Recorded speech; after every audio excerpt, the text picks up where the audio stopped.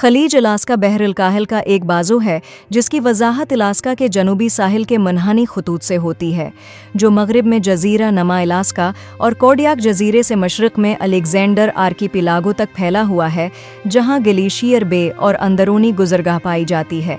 खलीजी साहिल जंगल के पहाड़ों और जवार के पानी के ग्लेशियर्स का मजमुआ है। अलास्का के सबसे बड़े ग्लेशियर मालास्पेना ग्लेशियर और बेरिंग ग्लेशियर खलीज अलास्का के साथ साहिली लकीर पर फैलते हैं। साहिल को कुक इनलेट और प्रिंस विलियम साउंड के साथ बहुत ज़्यादा इंडेंट किया गया है, जो पानी के दो सबसे बड़े जड़े हुए हैं। इसमें याकूत बे और करास सावंड शामिल हैं।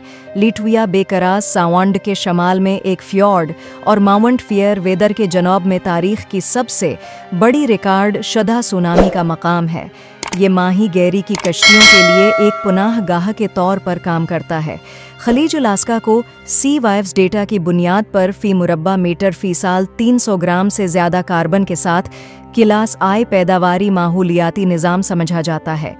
गहरे पानी के मुरजान खलीज अलास्का में पाए जा सकते हैं। प्रिमनुआ पैसिफिका ने इस मकाम को ख़ास तशवीश के हैबिटेट एरियाज़ के नाम से मंसूब करने में अहम किरदार अदा किया है। पैसिफिका एक गहरे पानी का मरजान है जो आमतौर पर यहाँ 150 मीटर 429 फुट और 900 मीटर 3000 फुट के दरमियान पाया जाता है। शमाली बहर अल काहिल के करंट की बदौलत, जो बदले में गर्म करूशियो करंट के जरिए खिलाया जाता है, अलास्का की खलीज साल भर बर्फ से पाक रहती है।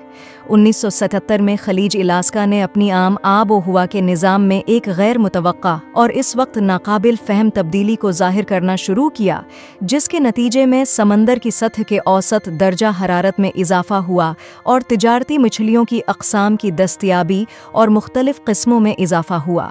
शमाली बहर अल काहिल के समंदरों में 1970 की दहाई के दौरान इसी तरह की गैर मुस्तहकम मौसमियाती तब्दीली देखी गई।